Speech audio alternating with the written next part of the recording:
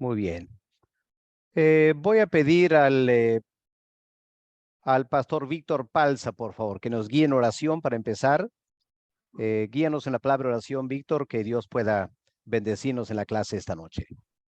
Amén, amén. Oremos. Padre, estamos aquí, Señor, reunidos con el único propósito de conocerte, de entenderte, Señor. Queremos ser esos siervos equipados. Y te rogamos, Señor, que sea tu presencia logrando este propósito. Glorioso Espíritu Santo, llévanos a la verdad de este tema que es tan importante. Ilumínanos a cada uno de nosotros conforme a tus propósitos y sigue usando la vida de tu siervo, el pastor Alex, para edificarnos a cada uno de nosotros. Te rogamos, mi buen Señor, que nos hables de esa manera que tú tienes, Señor, que va a nuestro entendimiento, a nuestra voluntad. Queremos ser siervos, Señor, tuyos, equipados para la alabanza de tu gloria. Te rogamos, Señor, que en el nombre precioso de Jesús, seas tú, Señor, guiándonos en esta noche. Amén. Amén. Amén. Amén. Gracias, Víctor. Pero voy a compartir ahora el PowerPoint con ustedes. Espero que no me falle la tecnología. Muy bien. Ahí estamos. Muy bien, el tema para esta noche, que es la quinta clase del curso Poder de lo Alto, es la unción del Espíritu Santo. Me imagino que todos ustedes han escuchado muchas veces personas hablar de X pastor es ungido de Dios o la unción está sobre alguien.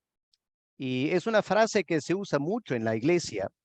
No estoy seguro que siempre se entiende bien qué es lo que la frase bíblica significa de la unción con el Espíritu Santo. Espero que esta noche un estudio bíblico nos permite entender algo de la amplitud del tema que tenemos por delante para estudiar.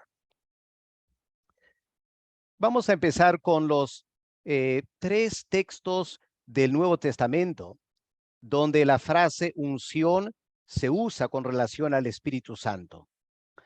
A ver si uno de ustedes puede encontrar 2 de Corintios 1 y leer el versículo 21, por favor. Así compartimos la clase. ¿Alguien puede leer 2 de Corintios 1 y el versículo 21? Pastor, buenas noches. Yo lo doy lectura. Segunda de Adelante. Corintios 1:21. Y el que nos confirma con vosotros en Cristo y el que nos ungió es Dios. Muy bien, entonces noten, el que nos ungió es Dios. ¿A qué se refiere Dios ahí? ¿Será Dios el Padre, Dios el Hijo, Dios el Espíritu Santo?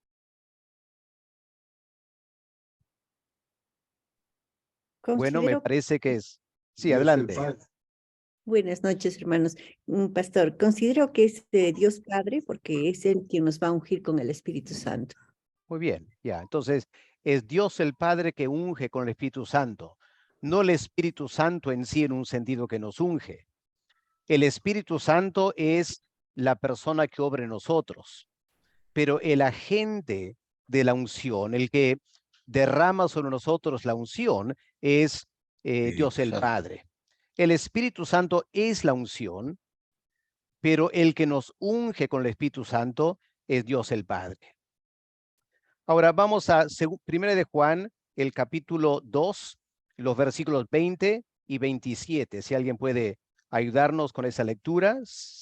1 de Juan, capítulo 2, versículos 20 y 22. Pastor, dice, pero vosotros tenéis la unción del Santo y conocéis todas las cosas. Y el versículo 27 dice, pero la unción que vosotros recibisteis de él permanece en vosotros y no tenéis necesidad de que nadie os enseñe, así como la unción misma os enseña todas las cosas y es verdadera y no es mentira, según ella os ha enseñado, permaneced en él. Gracias.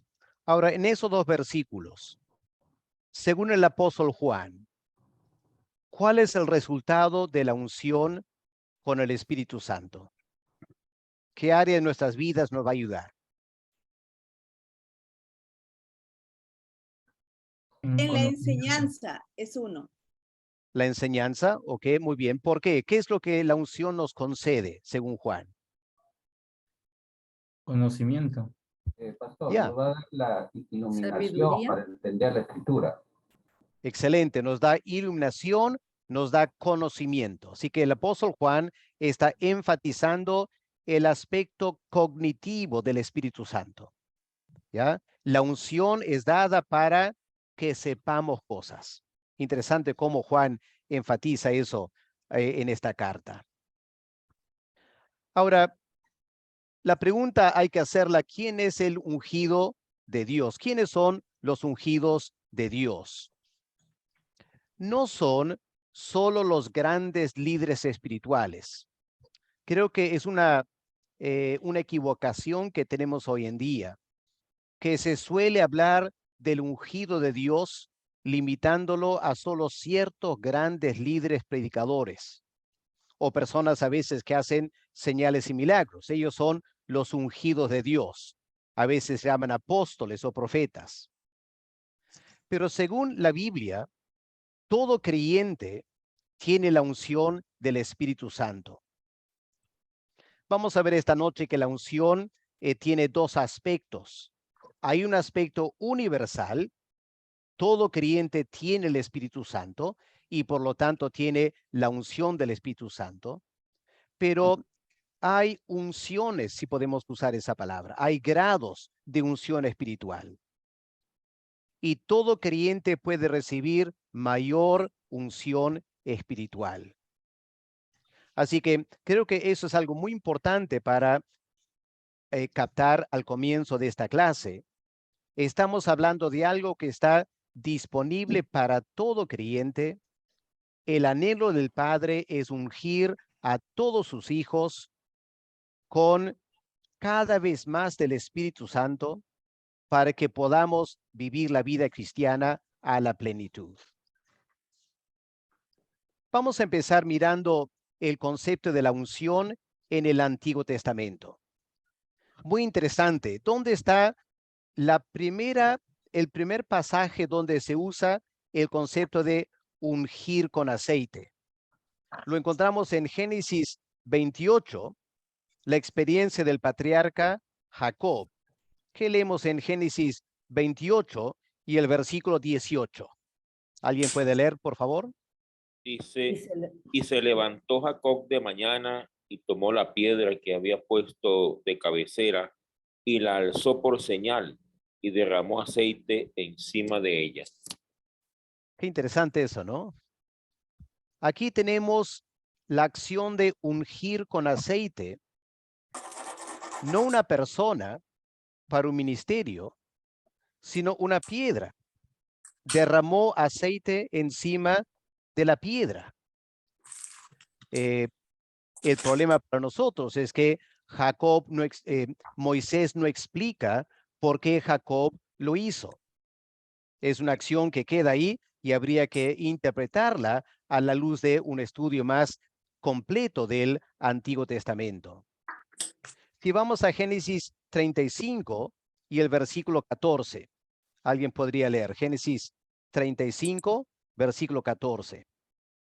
Dice, y Jacob erigió una señal en el lugar donde había hablado con él, una señal de piedra, y derramó sobre ella libación y echó sobre ella aceite. Ok, si leemos el contexto, vamos a ver que es el mismo lugar. Es Betel. Cuando Jacob llega allá, Jacob derrama libación, lo más probable es que era vino, pero también echó sobre ella aceite. Así que tenemos aquí la acción de ungir con aceite, otra vez es la piedra. Así que aquí tenemos el Espíritu Santo, la unción, en el contexto de Jacob adorando a Dios en un altar. Alguien tiene su micrófono prendido. Si lo pueden apagar, por favor, está sonando. Asegúrense que tienen sus micrófonos apagados. Gracias. Ahora vamos al libro de Éxodo, el capítulo 25, para ver la unción con aceite dentro del contexto del tabernáculo. En Jacob tenemos unción con aceite en el contexto de la adoración, de rendir culto a Dios. Aquí en el tabernáculo, ¿qué leemos en Éxodo 25 y el versículo 6? ¿Alguien puede leer? Aceite para el alumbrado, especias para el aceite de la unción y para el incienso aromático. Muy bien, eran cosas que Moisés pide al pueblo para poder implementar todo el culto a Dios dentro del tabernáculo. Era necesario aceite. Noten aquí, aceite para dos cosas. En primer lugar, aceite para el alumbrado y en segundo lugar, aceite de la unción. Vamos a ver eso qué significa en un momento. Vamos al capítulo 27 de Éxodo, los versículos 20 y 21. Amén, pastor. Adelante. Y mandarás a los hijos de Israel que te traigan aceite puro de olivas machacadas para el alumbrado, para hacer arder continuamente las lámparas. El 21. En el tabernáculo de reunión, afuera del velo que está delante del testimonio, las pondrá en orden Aarón y sus hijos, para que ardan delante de Jehová desde la tarde hasta la mañana, como estatuto perpetuo de los hijos de Israel por sus generaciones. Gracias. Entonces, aquí tenemos el aceite que servía para el alumbrado en el tabernáculo. Ese tremendo candelabro con 7 ramas que alumbraba el lugar santo y el lugar santísimo, necesitaban aceite para el alumbrado. Pero cuando vamos un poco más allá, en Éxodo 29, versículo 7, ¿qué leemos en Éxodo 29, 7? Luego tomarás el aceite de la unción y lo derramarás sobre su cabeza y le ungirás. Muy bien, entonces aquí tenemos el comienzo de el concepto de ungir a personas. Hasta el momento hemos visto aceite derramado sobre la piedra, aceite para el alumbrado en el tabernáculo. Ahora viene aceite para ungir a los sacerdotes. Era para consagrarlos al servicio de Dios. Si miramos en Levítico, el capítulo 8, ¿qué leemos en versículo 2? Levítico 8 y el versículo 2. Toma a Aarón y a sus hijos con él, y las vestiduras, el aceite de la unción, el becerro de la expiación, los 2 carneros y el canastillo de los panes sin levadura. Perdón, Levítico 8:2.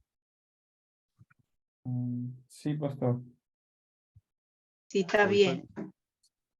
Ahí dice el aceite de la unción, lo menciona nada más. Sí. Mi Biblia está mal, creo. A ver. 8:2, Levítico. El aceite de la unción. Ah, sí, yo estaba mirando mal, ¿ya? Entonces, el aceite de la unción. Y en versículo 12, ¿qué se hizo con ese aceite de la unción? Derramó del aceite de la unción sobre la cabeza de Aarón y lo ungió para santificarlo. Muy bien, entonces, Aarón era el sumo sacerdote, ¿no es cierto? Él estaba por empezar su ministerio en el tabernáculo. Entonces, Dios le ordenó a Moisés ungir a Aarón y luego a sus hijos para consagrarlos para el ministerio en el tabernáculo. Ahora, si volvemos al capítulo 2 de Levítico, Levítico 2, hay todo un capítulo interesante donde el aceite se usa como parte de las ofrendas al Señor. Si alguien puede leer el versículo 1 de Levítico 2.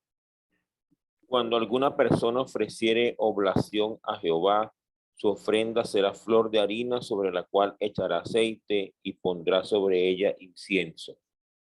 Muy bien, y en todo ese capítulo, pueden leerlo más adelante, se repite, se reitera la necesidad de ungir con aceite, usar aceite con esta ofrenda de harina.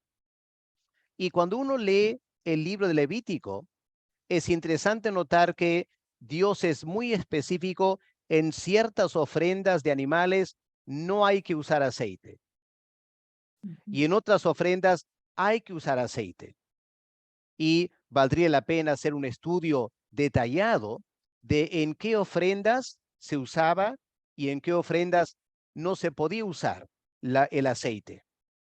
A mi parecer, quizá tiene algo que ver con en los animales, ciertos sacrificios de animales, la sangre era lo que limpiaba del pecado, expiaba el pecado. En otros contextos, el aceite parece representar el Espíritu Santo que santifica. Y parece que Dios ya desde ese tiempo quiere separar los dos conceptos. La sangre que nos justifica y el Espíritu que nos santifica. ¿Ok? Y esto es un estudio interesante para hacer en la Biblia. Volviendo otra vez al capítulo 8, si alguien puede leer Levítico 8, versículos 11 y 12, aquí vamos a ver otra vez el uso del aceite para santificación. ¿Alguien puede leer, por favor? Y roció de él sobre el altar 7 veces y ungió el altar y todos sus utensilios y fuente de su base para santificarlos. Y derramó del aceite de la unción sobre la cabeza de Aarón y lo ungió para santificarlo. Interesante, ¿no? En versículo 11 habla de ungir el tabernáculo y ungir todas las cosas que están en él con aceite para santificarlo. Y luego hay una unción sobre el sacerdote también para santificarlo. Y ahora si vamos al capítulo 14, hay unas leyes muy interesantes acerca de la lepra y qué hacer para limpiar una persona de la lepra. Si alguien puede leer capítulo 14 de Levítico, versículos 26 al 29. Y el sacerdote echará del aceite sobre la palma de su mano izquierda, y con su dedo derecho el sacerdote rociará del aceite que tiene en su mano izquierda 7 veces delante de Jehová.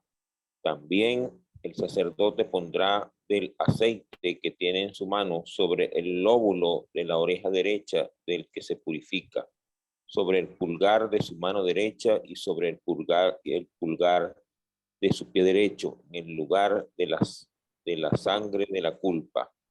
Y lo que sobre del aceite que el sacerdote tiene en su mano lo pondrá sobre la cabeza del que se purifica para reconciliarlo delante de Jehová.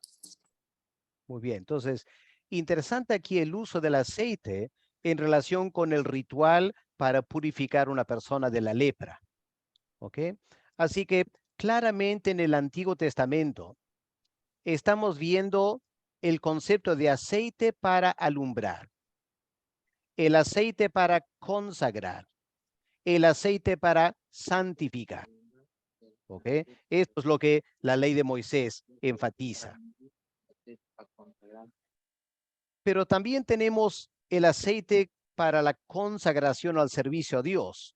Si volvemos al libro de Éxodo, el capítulo 30, miren el versículo 26. Éxodo 30, versículo 26. Con él ungirás el tabernáculo de reunión, el arca del testimonio. Y continúa con los demás elementos ahí la mesa con todos sus utensilios, el candelero con todos sus utensilios, el altar del incienso, el altar del holocausto con todos sus utensilios y la fuente y su base. Así los consagrará. Todos los elementos con aceite, ¿no? Y puede leer versículo 30, por favor, hermano. Versículo 30. Y ungirás también a Aarón y a sus hijos y los consagrarás para que sean mis sacerdotes. Ok, ahí entonces se recalca el concepto de consagrar, dedicar.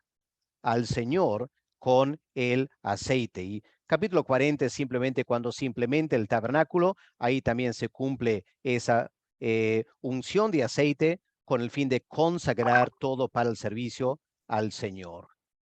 Así que hasta ahí lo que la ley de Moisés menciona en cuanto al uso del aceite, la unción con aceite. Ahora pasamos a la monarquía. Ahora esto es algo de repente, me imagino, más conocido por ustedes. Aquí tenemos un cuadro de Samuel ungiendo a Saúl, ¿no es cierto? Dios le ordena a Samuel, anda y unge a Saúl como rey.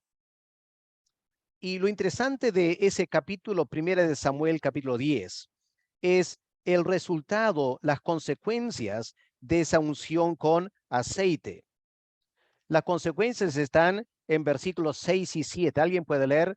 Primera de Samuel 10, versículos 6 y 7. Entonces el Espíritu del Señor vendrá sobre ti con poder y tú profetizarás con ellos y serás una nueva persona. 7. Cuando se cumplan estas señales que has recibido, podrás hacer todo lo que esté a tu alcance, pues Dios estará contigo. Muy bien. En esta manera, por primera vez en la Biblia, se identifica la unción la unción con aceite con la persona del Espíritu Santo. Saúl, sobre quien es ungido el aceite, el Espíritu del Señor viene sobre él y él iba a profetizar. Y si podemos leer ahora también versículos 10 al versículo 13 del mismo capítulo. Y cuando llegaron allá al collado, he aquí la compañía de los profetas que venía a encontrarse con él. Y el Espíritu de Dios vino sobre él con poder y profetizó entre ellos. Y aconteció que cuando todos los que le conocían antes vieron que profetizaba con los profetas, el pueblo decía el uno al otro: ¿qué le ha sucedido al hijo de Cis, Saúl, también entre los profetas? Falta el 13. Y alguno Continúa. de allí respondió diciendo: ¿y quién es el padre de ellos? Por esta causa se hizo proverbio. También Saúl entre los profetas, y cesó de profetizar y llegó al lugar alto. Bueno, un pasaje interesante, ¿no? Saúl recibe la unción con aceite y luego el Espíritu Santo viene sobre Saúl. Hay un cambio en él porque ahora profetiza y la gente queda asombrada de lo que había pasado con Saúl.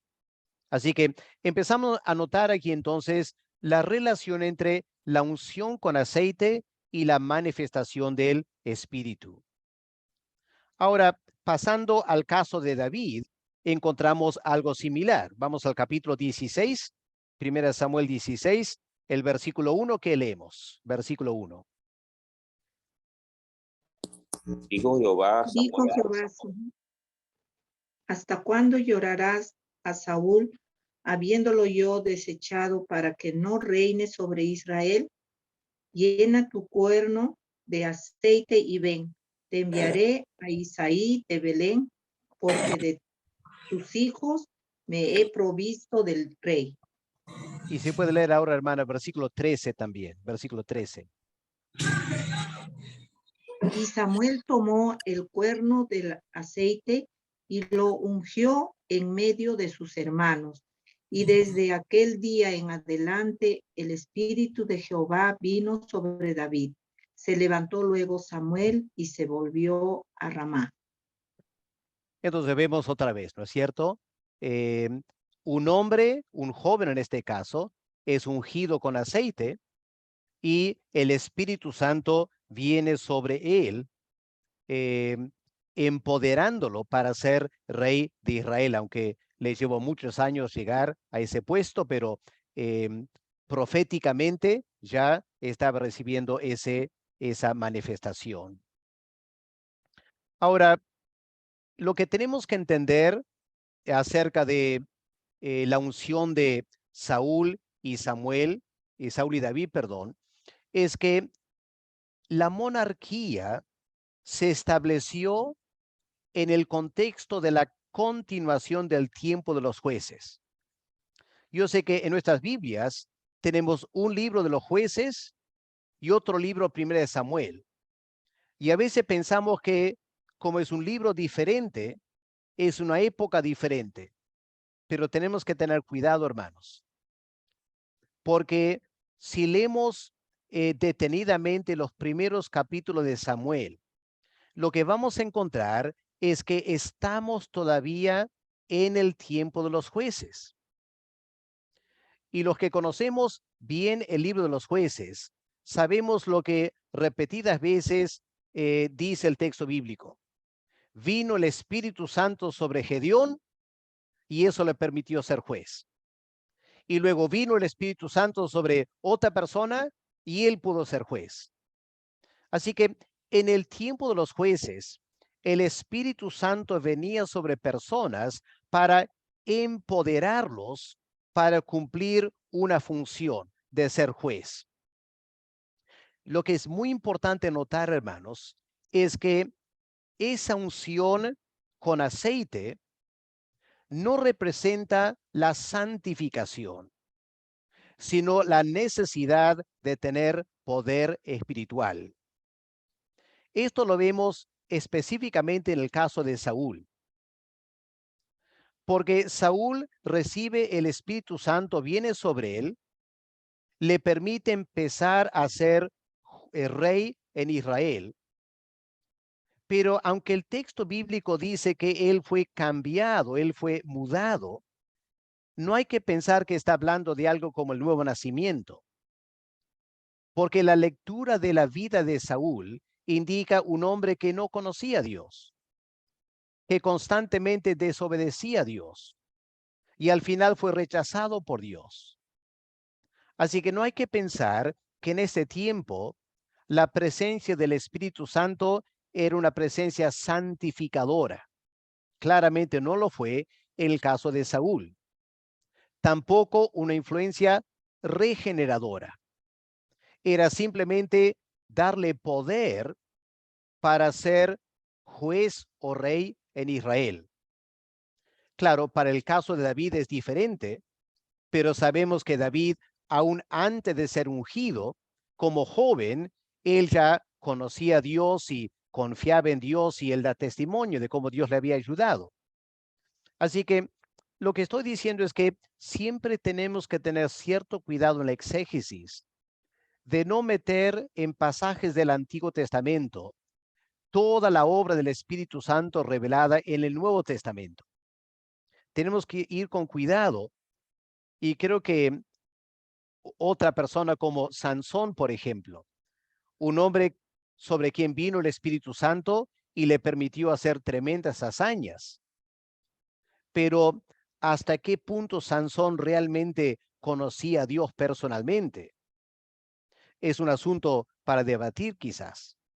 Lo que no queda duda es que el Espíritu en Sansón le dio el poder para hacer las cosas que él hizo. ¿Ok? Así que estamos hablando durante la monarquía de la unción con aceite para empoderar a una persona para cumplir una función.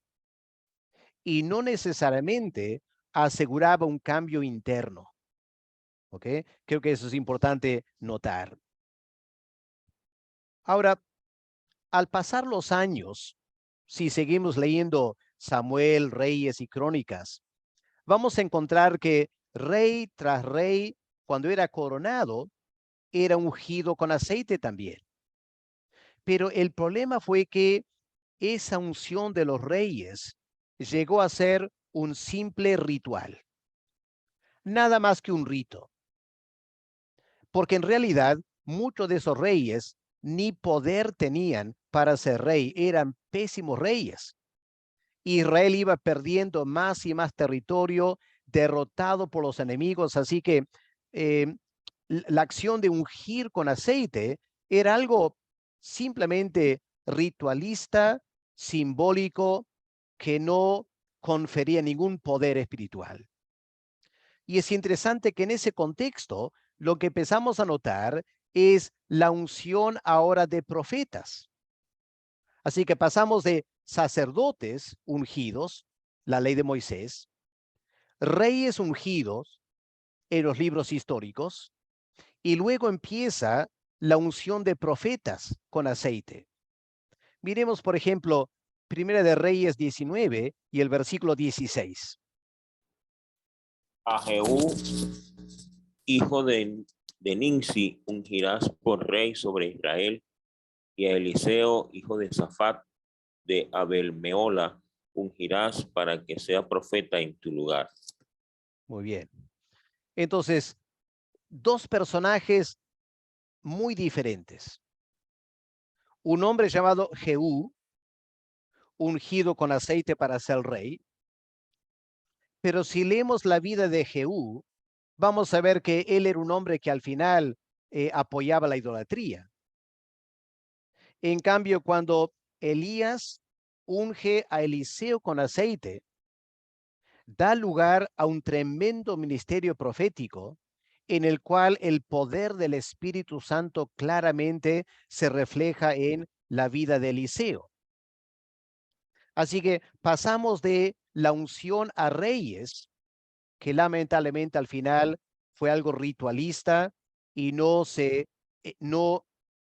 resultó en poder espiritual, ahora a ungir a profetas, y esos profetas verdaderos tenían tremendo poder de Dios y el Espíritu hablaba a través de ellos al pueblo de Judá y al pueblo de Israel. Ahora, si avanzamos un poco más y vamos a los Salmos, vamos a encontrar que en los Salmos hay otro cambio en cuanto a la unción con aceite. Miremos en Salmo 23, el versículo 5. Un salmo muy conocido, ¿no es cierto? ¿Qué dice el versículo 5 del Salmo 23? Aderezas mesa delante de mí en presencia de mis angustiadores, unges mi cabeza con aceite, mi copa está rebosando. Bueno, sabemos que David compuso este salmo, ¿no es cierto? Pero pregunto, ¿será un salmo que solo es verdadero de David?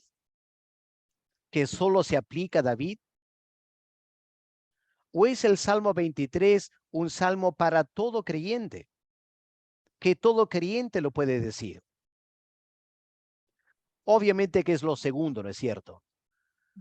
Así que cuando David en el Salmo 23 dice, unges mi cabeza con aceite, no es David el rey hablando. Es David el creyente hablando. ¿Ok? ¿Captan eso? No es David el rey hablando. Porque si fuese David hablando como rey, la unción sería solo para reyes. Pero es David hablando como creyente. Porque la verdad es que nuestro buen pastor unge nuestra cabeza como creyentes con el aceite. Así que ahora estamos entrando a una unción del Espíritu Santo, con el Espíritu Santo, que no está limitado a una función, sea sacerdotal, monárquico o profético. Estamos hablando de una unción general para todo creyente. Unges mi cabeza con aceite. Miremos también el Salmo 45 y el versículo 7. ¿Alguien puede leer? Versículo 7. Has amado la justicia y aborrecido la maldad, por tanto te ungió Dios, el Dios tuyo, con óleo de alegría, más que a tus compañeros. ¿Ok? Yo sé que es un salmo mesiánico, pero en el contexto histórico está hablando de Salomón. Pero hablando de Salomón, no como rey, sino como creyente. Y por eso dice, te ungió Dios, el Dios tuyo, con óleo de alegría más que a tus compañeros. Y hermanos, sabemos del Nuevo Testamento que el Espíritu Santo produce el fruto de gozo. ¿Alguien tiene su micrófono prendido? ¿Se lo podía apagar? Suena alguien con micrófono prendido. El hermano Glenin Vázquez. Creo que Lenin. Ya, ok, mejor, ya. Se escuchan los movimientos ahí. Entonces, aquí tenemos otra vez el Espíritu Santo, una persona ungida con el Espíritu Santo, no para poder ser rey, sino para tener gozo y alegría en su vida. Así que es una universalización de la unción con aceite para los creyentes. Vamos también al Salmo 92 y el versículo 10. Pero tú aumentarás mis fuerzas como las del búfalo. Seré ungido con aceite fresco. Muy bien, qué lindo, ¿no? Y el creyente puede decir esto, ¿no es cierto? Todo creyente puede decir, tú aumentarás mis fuerzas como las del búfalo y voy a ser ungido con aceite fresco. Ya habría que meditar sobre el resultado de esa unción, pero obviamente tiene que ver con la unción del Espíritu Santo para poder vivir la vida cristiana.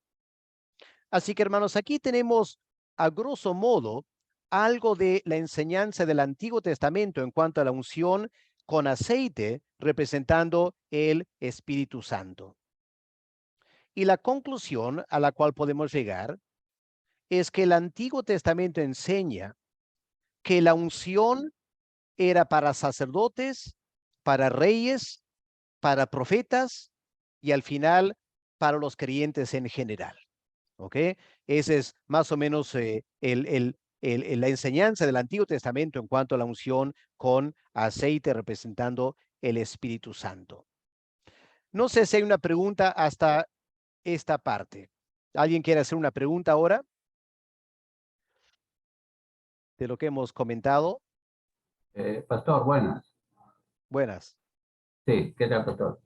Cuando usted manifestaba que la unción era para algo específico, donde nuestro Señor lo estaba dando, no tanto era para la santificación, como usted estaba mencionando, sino para darle un poder espiritual. Ese poder espiritual, ¿para qué lo necesitaba en sí el rey, por ejemplo? El caso de Saúl. ¿Cuál era la intención del Señor al darle, si lo limita al poder espiritual, es decir, ¿no? Y no a la santificación? Ya, es la misma razón por la cual Dios daba el Espíritu a los jueces.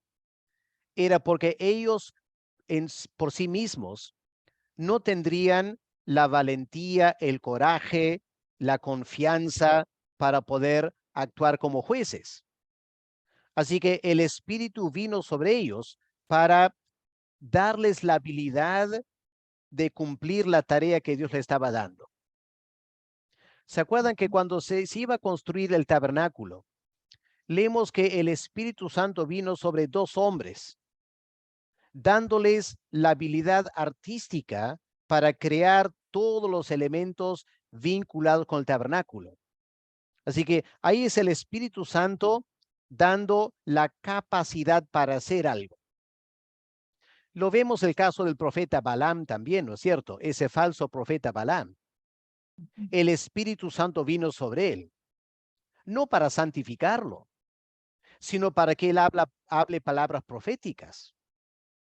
Entonces, Saúl necesitaba el coraje, la valentía, la osadía para asumir la monarquía de Israel en el tiempo de los filisteos. Y Dios sabía que solo no lo podía hacer. Así que cuando Samuel lo unge con aceite, el Espíritu Santo vino sobre Saúl en la misma manera que venía sobre los jueces. Y eso le dio el poder para juntar el ejército de Israel, atacar a los filisteos y hacer una serie de hazañas.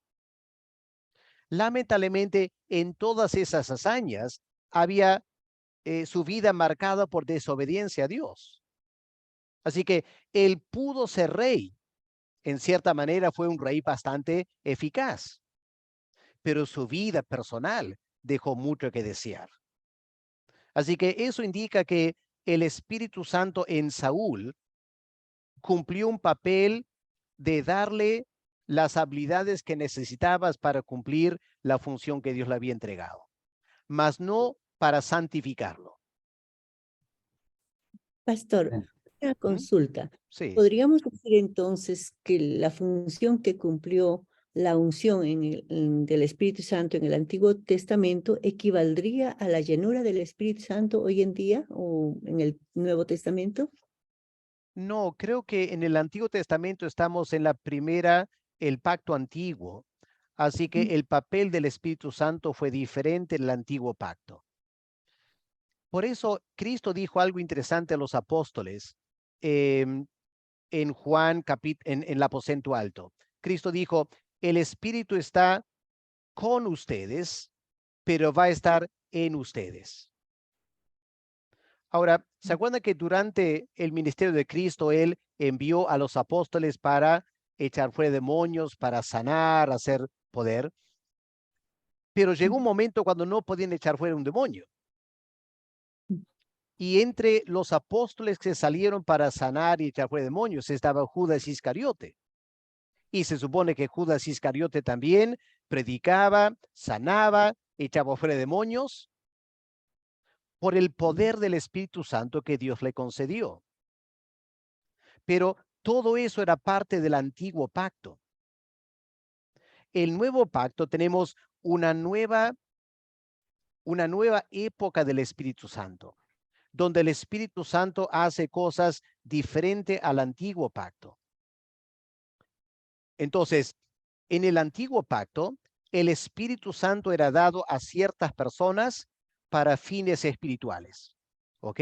Para producir el nuevo nacimiento y para producir regeneración y la vida cristiana, y el remanente de Israel eran personas que tenían el Espíritu Santo y podrían tener la llenura del Espíritu Santo. Pero en paralelo con esa obra del Espíritu en el remanente, había otra obra del Espíritu muy diferente en ciertas personas, mayormente líderes, para cumplir tareas específicas que Dios quería que ellos hagan.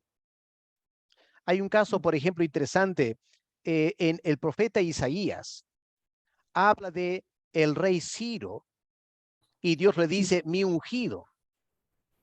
Ahora, ¿qué significa eso con un rey pagano? Lo que Dios está diciendo es que ese rey tiene poder para conquistar porque yo le he dado ese poder y esa autoridad. Y él está actuando para cumplir mis propósitos. Obviamente no era regenerado. No sería apropiado hablar de la llenura del Espíritu Santo. Lo que podemos decir es que el Espíritu Santo venía sobre él, tomaba posesión quizás para guiar su mente, sus ideas, pero no cambiaba su corazón. Era solo para darle el poder para hacer algo. Doctor, creo que eso es ahí, lo que estamos hablando del Antiguo Testamento.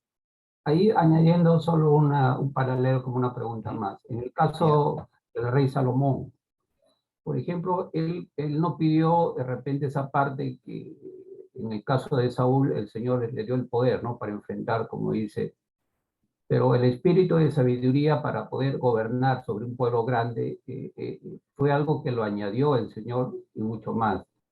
Ahí, ¿cómo se explicaría eso, por ejemplo, en el sentido que él no tanto pide un poder, sino una sabiduría que venga del cielo en el cual pueda gobernar sobre el pueblo con justicia y verdad, ¿no? Con equidad, como todo gobernante? ¿Cómo se entiende esa otra función ahí que le da a Salomón? Bueno, ahí parece que Dios le dio exactamente lo que él pidió. Así que como gobernante, Salomón fue excelente. Pero como hombre y como esposo, fue muy deficiente. Así que el Espíritu obraba en él en formas muy particulares. Ahora, no estoy queriendo decir que Salomón no era creyente, porque Salomón compuso varias partes de la Biblia, ¿ok? Pero en ese asunto de sabiduría para gobernar, podríamos pensar que esa sabiduría Dios le dio, tal como Dios le dio a Sansón fuerza física. Era una habilidad particular para cumplir una función. Ahora, si Salomón era un creyente, entonces obviamente el Espíritu Santo estaba en él y le ayudó a profetizar, a escribir salmos, proverbios, Cantar de Cantares, etcétera, Eclesiastés. Pero Salomón resulta una figura enigmática porque por un lado hizo grandes cosas para Dios y por otro lado falló también y dio lugar a la división de la monarquía. Así que estamos en terreno no tan comprensible cuando estamos viendo el Espíritu Santo en el Antiguo Testamento. Hay ciertas cosas que entendemos y ciertas cosas que no entendemos muy bien. Y recién cuando vamos al Nuevo Testamento que la cosa se aclara y eso es lo que nos va a ayudar mucho más a nosotros. Pastor, buenas noches. Sí, adelante. ¿Puedo? Sí, Yo, Pavel. ¿no? Sí. ¿Qué tal? Buenas noches, hermanos, paz del Señor. Si me permite, pastor, añadir algo más a las respuestas que usted daba. En el Antiguo Testamento vemos y entendemos que el Espíritu Santo, Dios, venía a la persona, pero no se quedaba en él. Simplemente venía, entraba en él, cumplía el propósito y luego lo dejaba. Eso es uno. A diferencia de nuestro tiempo, ¿no? El Espíritu viene a morar con nosotros. Desde nuestro nacimiento espiritual hasta que Dios nos llama a su presencia. Esa es la gran diferencia. Excelente. Lo segundo era que podemos entender que ¿por qué venía el Espíritu Santo a estas personas, como a Saúl, por ejemplo? Esa manifestación podemos entender como que era aprobado por Dios para cumplir otra vez los propósitos de Dios, ¿no es cierto? Entonces, no solamente con Saúl, con Salomón, con David, con todos los profetas que han habido en el Antiguo Testamento, han sido utilizados, ¿no?, por el Espíritu Santo mientras duró su tiempo de profeta o de rey o de lo que el Señor quería usarles. Solamente quería añadir esos 2 puntos, pastor. Gracias. Gracias, Pavel. Y hace recordar que leemos en la Biblia que vino un día cuando el Espíritu de Dios se retiró de Saúl y un espíritu malo empezó a obrar en él, ¿no? Y eso encaja con lo que tú dices ahí. Muy bien. Bueno, son cosas para seguir meditando, reflexionando. Vamos a pasar ahora a el tema del Mesías. El Señor Jesús profetizado en el Antiguo Testamento como el ungido de Dios. Sabemos que la palabra Mesías en hebreo Mashiach significa ungido. Así que Mesías es la palabra ungido en hebreo. Cristo es la palabra ungido en griego. Cuando vamos a los cánticos del siervo, aquí vamos a encontrar profecías indicando que el Mesías sería una persona sobre quien el Espíritu Santo estaría obrando en gran manera. ¿Alguien puede leer Isaías 42 y el versículo 1, por favor?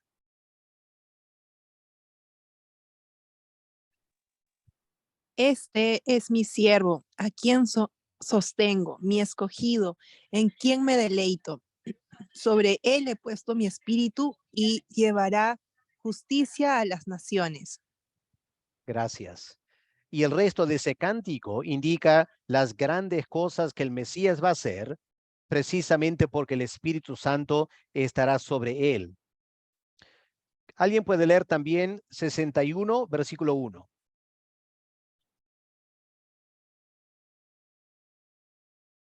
El Espíritu de Jehová el Señor está sobre mí, porque me ungió Jehová, me ha enviado a predicar buenas nuevas a los abatidos, a vendar a los quebrantados de corazón, a publicar libertad a los cautivos y a los presos apertura de la cárcel. Muy bien, otra vez entonces, este personaje profetizado aquí, el siervo de Jehová, va a disfrutar la unción del Espíritu Santo para cumplir el papel que Dios lo había enviado. Y aquí empezamos a anticipar que el Señor Jesús ¿qué función iba a cumplir? Bueno, iba a ser sacerdote, iba a ser profeta, iba a ser rey.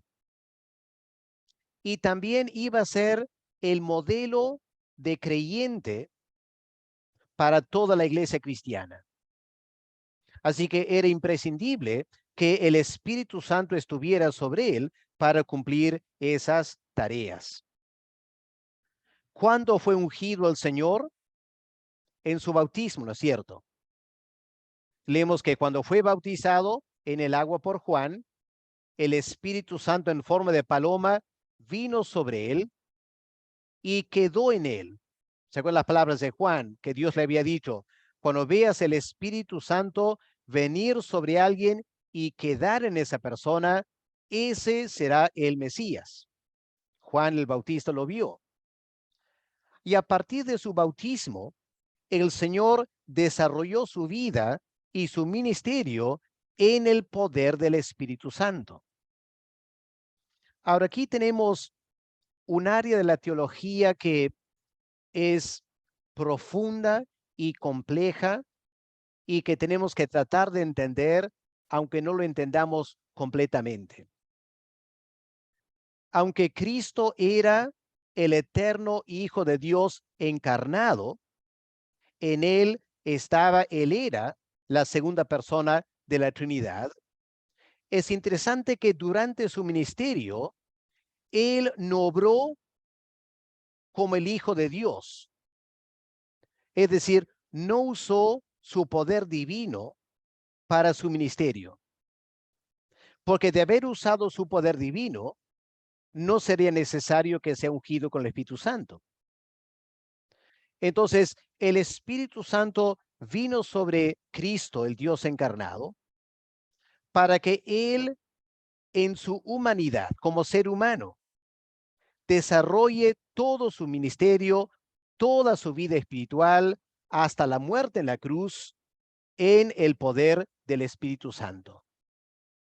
Por eso leemos que enseguida que fue lleno del Espíritu Santo, ungido con el Espíritu Santo, el Espíritu Santo lo llevó al desierto para ser tentado 40 días. Y si nos preguntamos, el Señor, ¿cómo resistió 40 días de tentación y nunca pecó? Es porque el Espíritu Santo estaba sobre él en plenitud, enseñándonos que un hombre ungido con el Espíritu Santo, una mujer ungida con el Espíritu Santo, puede desarrollar una vida en la que no peca, porque es lo que Cristo hizo como modelo para nosotros. Y luego de la tentación en el desierto, él va a Nazaret y predica en Nazaret. Cita el pasaje de Isaías 61 y anuncia: hoy esta profecía se cumple delante de ustedes. Y la gente quedó maravillada de las palabras de gracia que fluían de sus labios.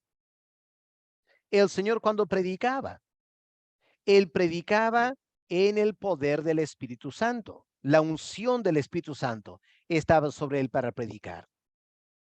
¿Y qué leemos en Mateo 12, el versículo 28? El Señor explica que las sanidades y los exorcismos él los hace por el Espíritu de Dios. Y el pasaje más profundo, quizás, Hebreos 9:14. ¿Qué nos dice Hebreos 9:14? Que el Señor Jesús, por el poder del Espíritu Santo, entregó su vida en la cruz. Noten eso. Por el poder del Espíritu eterno, entregó su vida en la cruz. Lo que la Biblia está diciendo entonces es que el Señor Jesús era el ungido. Esa unción le permitió cumplir su tarea terrenal, incluyendo la muerte en la cruz. Y por eso el Señor es el gran modelo para nosotros de cómo debemos vivir la vida cristiana y servir al Padre. Por eso Cristo dijo: tal como el Padre me envió a mí, un hombre lleno del Espíritu Santo, así los envío a ustedes, hombres llenos del Espíritu Santo. para cumplir la tarea que el Padre les ha dado. Así que, hermanos, Cristo es el modelo para seguir.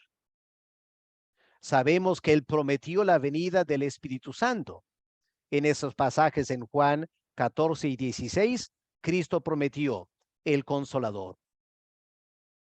En Juan 20, ¿se acordarán? El Señor, después de haber resucitado, el Señor sopló sobre los apóstoles y dijo, reciban el Espíritu Santo. No es que lo recibieron en ese momento, porque luego Cristo dijo, quédense en Jerusalén hasta que reciban el poder del Espíritu Santo. Así que esa acción de soplar en Juan 20, del 21 al 23, fue una acción profética, anticipando el día de Pentecostés. El Señor les exhortó quedar en Jerusalén hasta recibir la unción de lo alto. Pero qué interesante lo que leemos en Hechos 2, el versículo 38. ¿Alguien puede leer, por favor? Hechos 2, el versículo 38.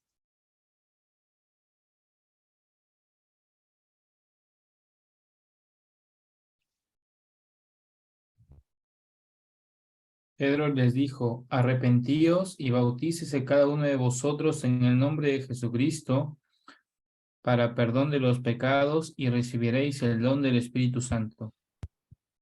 Ahora, noten eso. Estamos ahora, después de Pentecostés, en el nuevo pacto.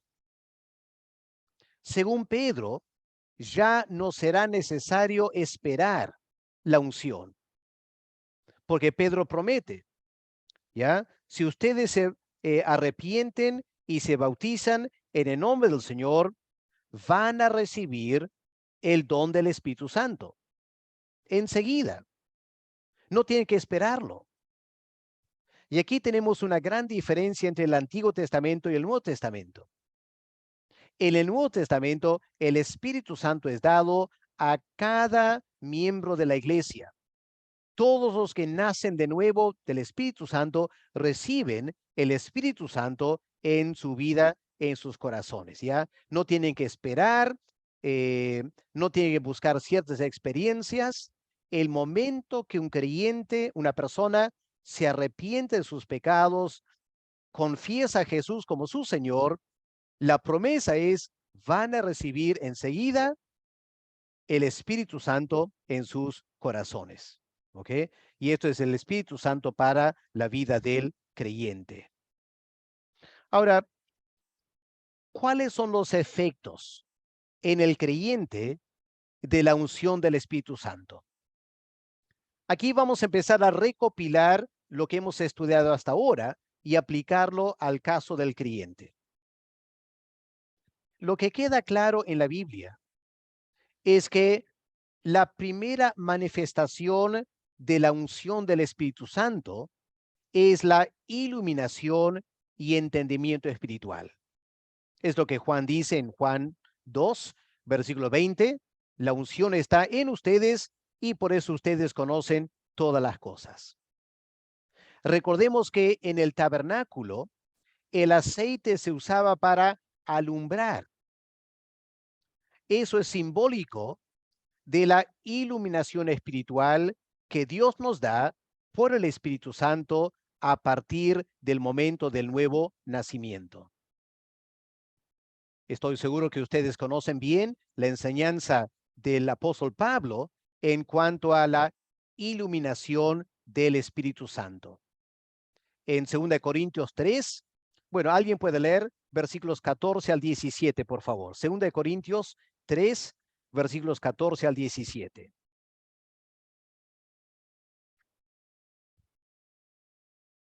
Amén. Dice así, pero el entendimiento de ellos se embotó, porque hasta el día de hoy, cuando leen el antiguo pacto, les queda el mismo velo no descubierto, por el cual Cristo es quitado. Y aún hasta el día de hoy, cuando se lee a Moisés, el velo está puesto sobre el corazón de ellos. Pero cuando se conviertan al Señor, el velo se quitará, porque el Señor es el Espíritu, y donde está el Espíritu del Señor, ahí hay libertad. Amén. Amén.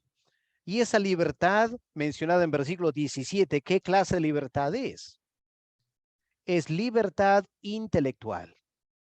Es libertad para entender el evangelio. Porque aparte del Espíritu Santo, somos ciegos. No podemos ver. Y es el Espíritu Santo que ilumina, nos da la libertad espiritual para entender el evangelio.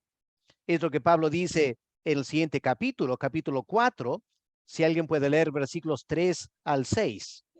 2 Corintios Amén. 4, del 3 Amén, al 6. patrón. Pero si nuestro evangelio está aún encubierto entre los que se pierden, está encubierto, en los cuales el Dios de este siglo cegó el entendimiento de los incrédulos para que no les resplandezca la luz del evangelio, de la gloria de Cristo, el cual es la imagen de Dios, porque no nos predicamos a nosotros mismos, sino a Jesucristo como Señor y a nosotros como vuestros siervos de amor de Jesús, porque Dios que mandó que de las tinieblas resplandeciese la luz, es el que resplandeció en nuestros corazones para la iluminación del conocimiento de la gloria de Dios en la faz de Jesucristo. Gracias. Qué tremendo, ¿no es cierto?, lo que Dios hace para salvarnos.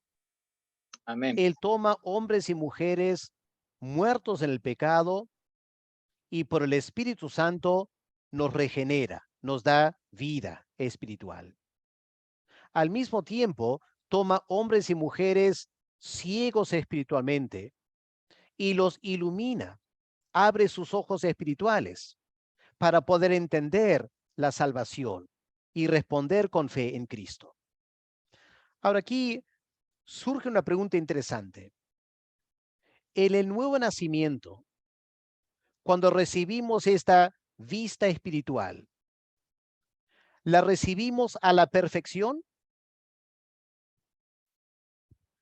Juan, en 1 Juan 2, versículo 20, dice, ustedes tienen la unción y saben todas las cosas. Ustedes tienen la unción y no necesitan que nadie los enseñe. Eso es impresionante. La pregunta sería, ¿estamos hablando de lo que pasa en el nuevo nacimiento? ¿O estaríamos hablando de una obra progresiva del Espíritu Santo, renovando esa unción espiritual para darnos más y más entendimiento espiritual? Es la pregunta. Es obra progresiva. Ya, gracias, Mari. Quiero traer aquí a su mente el relato en Marcos 8, versículo 22 al 24. Lo pueden mirar en sus Biblias. No lo vamos a leer todo, pero miren ese pasaje en sus Biblias. Marcos 8, versículo 22 al 26. Un hombre ciego se acerca al Señor y le pide que lo sane. El Señor escupe con su saliva, usa barro y lo coloca sobre sus ojos. Y luego le pregunta, ¿ves? ¿Y qué es lo que el hombre dice? Bueno, veo a los hombres como árboles y veo que se mueven. Así que estaba ciego antes, no veía nada. Ahora ve, pero no tiene una visión perfecta. Y luego, ¿qué hace Cristo? Lo toca por segunda vez y ahora sí él puede ver hasta de lejos. Así que una sanidad física en dos partes. Y me parece que aquí tenemos una ilustración de lo que el Espíritu Santo hace en el creyente y la diferencia entre el nuevo nacimiento y la unción del Espíritu Santo. En el nuevo nacimiento, el Espíritu Santo abre nuestros ojos espirituales en una forma básica, rudimentaria. Nos da suficiente entendimiento para saber qué es el pecado, para saber que Cristo murió por los pecadores, para saber que tengo que confiar en Cristo para la salvación. Esa es la iluminación que el nuevo nacimiento me da. Pero obviamente eso no es algo completo. Ese creyente nuevo tiene mucho que aprender y estudiar. ¿Qué es lo que necesitamos? Un segundo toque del Señor. La unción del Espíritu Santo. Y es la unción del Espíritu, ese segundo toque del Señor, que va a darnos un entendimiento mucho más global y perfecto. Y eso es algo que tenemos que tratar de captar. Tal como el segundo toque de Cristo produjo una visión perfecta. La unción del Espíritu Santo es lo que necesitamos si hemos de entender a cabalidad quién Dios es, quién es Cristo, las Escrituras, la salvación. Hay cosas muy profundas que el creyente que nace de nuevo no entiende todo eso. Le va a llevar un largo proceso de estudiar y conocer más al Señor, y en el camino, él o ella tendrán momentos muy especiales cuando el Espíritu Santo abre sus ojos y empiezan a entender algo muy profundo que antes no entendían. Ese es el papel de la unción del Espíritu Santo, llevándonos a cada vez más profundo entendimiento de la palabra de Dios. Por eso, hermanos, vamos a Efesios ahora para mirar cómo el apóstol Pablo oró por los creyentes en Éfeso. Alguien puede buscar Efesios 1 y leer versículos 15 al 23. Amén. Por eso, yo, por mi parte, desde que me enteré de la fe que tienen en el Señor Jesús y del amor que demuestran por todos los santos, no he dejado de dar gracias por ustedes al recordarlos en mis oraciones. Pido que el Dios de nuestro Señor Jesucristo, el Padre glorioso, les dé el espíritu de sabiduría y de revelación, para que lo conozcan mejor. Pido también que les sean iluminados los ojos del corazón, para que sepan a qué esperanza Él los ha llamado, cuál es la riqueza de su gloriosa herencia entre los santos, y cuán incomparable es la grandeza de su poder a favor de los que creemos. Ese poder es la fuerza grandiosa y eficaz que Dios ejerció en Cristo cuando lo resucitó de entre los muertos y lo sentó a su derecha en las regiones celestiales, muy por encima de todo gobierno y autoridad, poder y dominio, y de cualquier otro nombre que se invoque, no solo en este mundo, sino también en el venidero. Dios sometió todas las cosas al dominio de Cristo y lo dio como cabeza de todo a la iglesia. Esta, que es su cuerpo, es la plenitud de aquel que lo llena todo por completo. Amén. Gracias, hermana. Excelente. Ahora, puedo notar aquí que Pablo está orando por creyentes, ¿no es cierto? Ya son creyentes. ¿Ya? Versículo 15. Personas que han creído en el Señor, han creído en Él, tienen amor para el Señor. Y Pablo da gracia por ellos. Pero también Pablo ora por ellos. ¿Y qué es lo que Pablo está pidiendo para estos creyentes? Para que tengan un espíritu de sabiduría y de revelación. El conocimiento de Cristo. O sea, ya conocen a Cristo. Ya han creído en Él para salvación. Pero Pablo se da cuenta que Cristo es alguien tan glorioso, tan profundo, que estos creyentes en Éfeso no han captado todavía la grandeza de quién es Cristo. Y Pablo se da cuenta, no se trata de algo natural. No se trata solo de darle enseñanza, darle clase de teología. No, lo que necesitan es un espíritu de revelación. Sus ojos ya han sido abiertos para la salvación. Pero aún así Pablo dice, alumbrando los ojos de su entendimiento. Así que claramente el apóstol Pablo entendía que el nuevo nacimiento producía cierto conocimiento que daba lugar a la salvación eterna. Pero ese creyente necesita recibir más revelación. Sus ojos tienen que ser más abiertos. Claro, tenemos que estudiar. Esa es nuestra responsabilidad, estudiar la Biblia. Pero estudiar la Biblia sin la unción del Espíritu Santo nos llenará de conocimiento intelectual, no siempre de entendimiento. Y Pablo está hablando de cosas gloriosas aquí. Y hermanos, aquí empezamos a ver entonces que hay una unción del Espíritu Santo más allá del nuevo nacimiento para darnos mayor entendimiento espiritual. Y pueden después leer el capítulo 3 de Efesios del 14 en adelante y van a ver que Pablo repite la oración casi pidiendo que el Espíritu Santo les ayude a entender más el amor de Cristo. Hermanos queridos, ¿qué pasa en nuestras iglesias? ¿Cómo están los hermanos en nuestras iglesias? Yo llego a la conclusión que un gran número de creyentes en nuestras iglesias se quedan con el primer toque de Cristo. Se quedan con ese entendimiento incipiente. Y pueden pasar 20 años como creyentes, pero quedan con lo superficial. ¿Qué falta? Falta la unción del Espíritu Santo.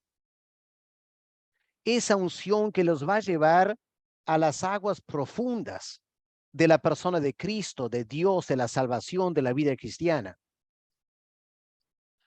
Qué diferente podría ser la iglesia si llegáramos a eso. Los corintios son un ejemplo. ¿Pueden ver este hombre aquí? Es un adulto, pero parece un bebé, ¿no es cierto? Eso fue lo que pasó en Corinto. Ahora, si leemos el capítulo 1 de Corintios, versículos 4 al 7, vamos a encontrar que en la iglesia en Corinto habían todos los dones espirituales. No les faltaba ningún don espiritual. Ahí hablaban en lenguas, ahí profetizaban, interpretaciones, milagros. Increíble iglesia en Corinto, todos los dones espirituales. Pero cuando llegamos al capítulo 3, o antes de eso, si vamos al capítulo 12, el apóstol Pablo en capítulo 12 dice, hermanos, yo no quiero que ustedes ignoren el Espíritu Santo. O sea, Pablo se da cuenta que esta iglesia en Corinto, una iglesia extraña. Por un lado tenían todos los dones espirituales. Y por otro lado, había una profunda ignorancia de la persona y obra del Espíritu Santo. No habían avanzado a la unción del Espíritu para darles más entendimiento espiritual. Y por eso quedaron como niños en Cristo. Y por eso se peleaban entre ellos. Y en capítulo 3, Pablo tiene que decir, hermanos, yo quisiera tratarles como adultos espirituales, pero no puedo. Ustedes son infantiles. Y hermanos, temo que en nuestras iglesias hay mucho de eso. Hay mucho infantilismo espiritual. Personas que tienen 10 o 20 años como creyentes, y son creyentes, han nacido de nuevo, pero no tienen mucha inteligencia espiritual y han quedado enanos en su conocimiento. Y el autor de Hebreos, en capítulo 5, dice lo mismo. Debiendo ser ya maestros por el tiempo transcurrido como creyentes, dice, de nuevo tenéis necesidad de que alguien os instruya desde los primeros rudimentos de la palabra de Dios. Habéis llegado a tener necesidad de leche, no de alimento sólido. Y hermanos, qué triste, en tantas iglesias encontramos esta clase de creyente. Años en la fe, pero infantiles en su entendimiento. Y tú tratas de enseñarle algo profundo y enseguida se confunden, no entienden. ¿Cuánta falta hace orar que Dios pueda derramar un espíritu de entendimiento? Que Dios pueda alumbrar la mente de esos creyentes. Y hermanos, miren lo que el apóstol Pedro dice. Alguien puede leer 2 de Pedro 1, versículo 9. 2 de Pedro 1, versículo 9. Pero el que no tiene estas cosas tiene la vista muy corta, es ciego, habiendo olvidado la purificación de sus antiguos pecados. Hablando de creyentes, ¿no? Pero aunque habla de creyentes, está diciendo ustedes tienen la vista corta. Hay un problema con su vista. Hasta Pedro dice, son ciegos. Bueno, han nacido de nuevo, tienen algo de entendimiento espiritual, pero ¿qué pasa? No están creciendo en la vida cristiana. No están subiendo la escalera de la madurez espiritual. ¿Y por qué no? Porque han quedado como ciegos. Tienen la vista muy corta. ¿Y se acuerdan cuando Cristo escribe a la iglesia en la Odisea, en Apocalipsis 3? ¿Qué dice el Señor al ángel de la iglesia en la Odisea? Necesitas colirio para sanar tu vista, porque no entiendes la vida cristiana todavía. Aquí, hermanos, tenemos una gran necesidad de la unción del Espíritu Santo. Cada creyente puede y necesita crecer en su entendimiento espiritual. Pero no se trata de ir al seminario, no se trata de la academia bíblica. Pueden estar ahí y aún así no entienden. Lo que se necesita es la unción del Espíritu Santo. Esa unción que ilumina tu mente para que entiendas la Biblia, teología, doctrina, en una forma increíble. Y hermanos, aquí tenemos la primera gran necesidad de la unción del Espíritu Santo. Porque la meta del creyente es lo que Pablo escribe en 2 Corintios 3:18. Ahora que Dios ha abierto nuestros ojos espirituales, podemos ver en el espejo, la Biblia, para ver la gloria de Cristo. Y si estamos mirando bien, vamos a ser transformados de gloria en gloria por el Espíritu Santo. Pero si no vemos bien, si no estamos mirando bien, no vamos a ser transformados. Y recalco, hermanos, aquí hay una gran necesidad en nuestras iglesias.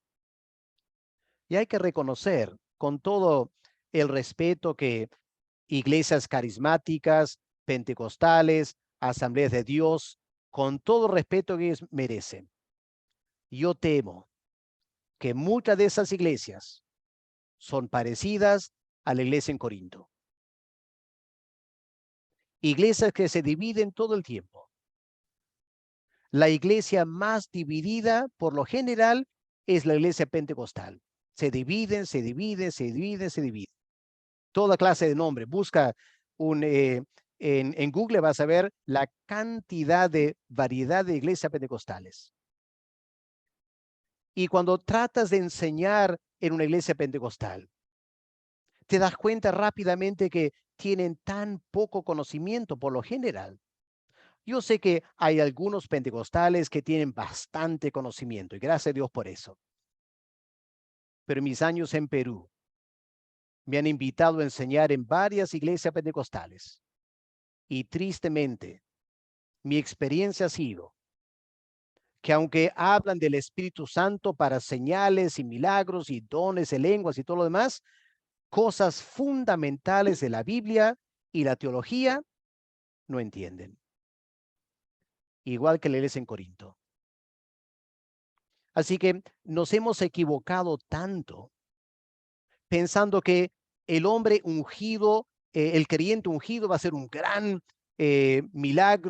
milagrero, una gran persona con oratoria. No. La primera marca de un verdadero ungido de Dios es profundidad de entendimiento. Tiene gran entendimiento de las Escrituras, la doctrina, porque para eso viene el Espíritu Santo, en primer lugar. Tengo que avanzar más rápido ahora por el tiempo, pero una segunda parte de la unción del Espíritu Santo es para la consagración y la santificación.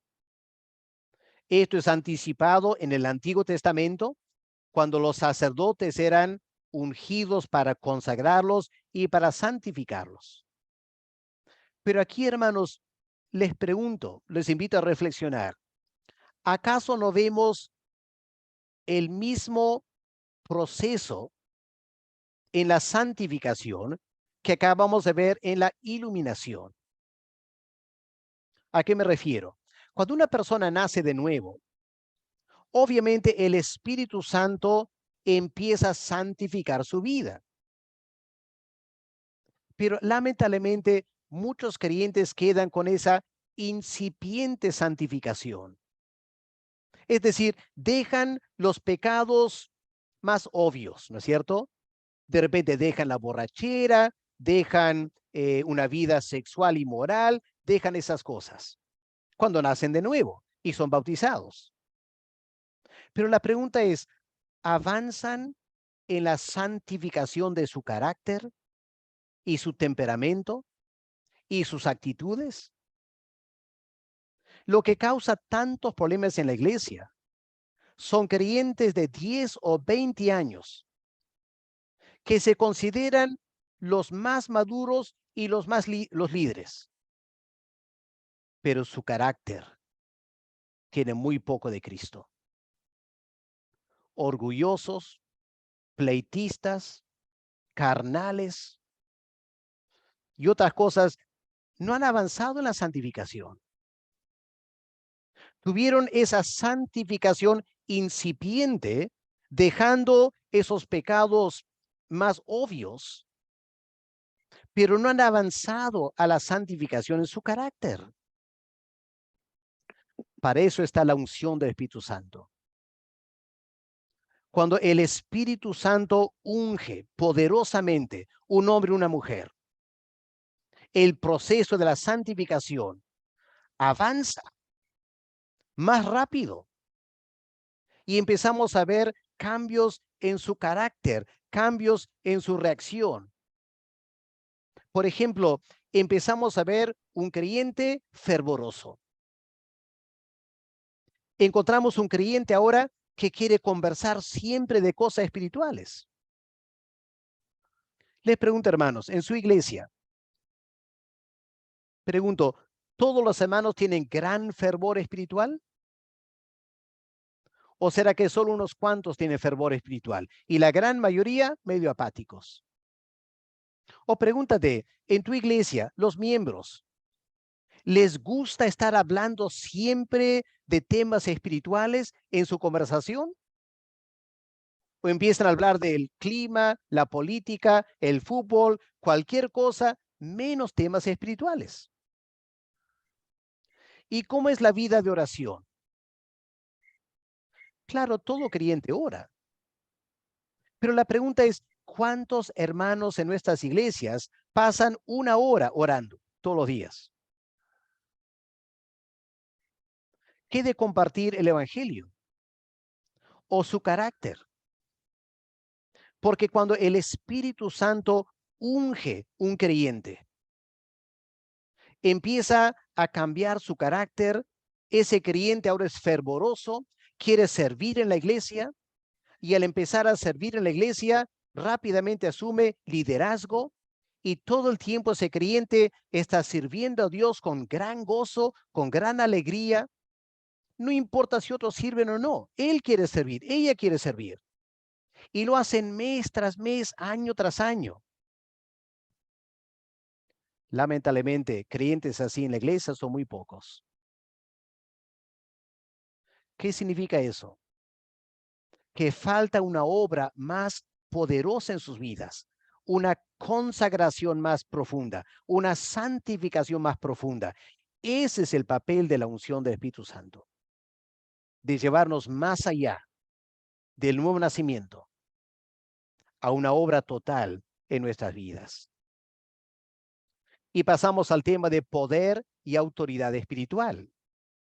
Porque obviamente cuando hay un creyente que gracias a la unción del Espíritu Santo está creciendo y profundizando su entendimiento espiritual, y Dios lo está santificando y está sirviendo al Señor en la iglesia cada vez más con gozo y alegría, pronto vamos a ver que esa persona tiene poder espiritual.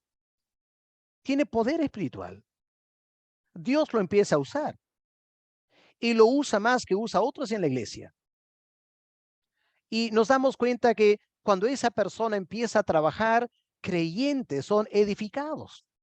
Creyentes son fortalecidos. Creyentes son consolados. Creyentes son desafiados.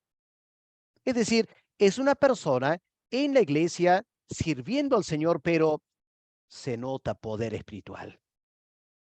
Se nota autoridad. Y la gente respeta a esa persona, admira a esa persona. Pero una vez más hay que reconocer, son unos cuantos que son así en la iglesia, ¿no es cierto?